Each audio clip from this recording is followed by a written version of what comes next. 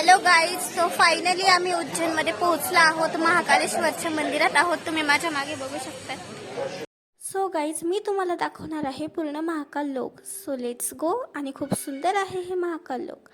बघा, हे झालं सकाळचं, पण रात्रीमध्ये महाकाल इतकं सुंदर दिसतं की अतिशय तुम्ही याच्या प्रेमातच पडून जाल. महादेव हे एक असे देव आहे जे पूर्ण सृष्टीचे देव मानले जातात.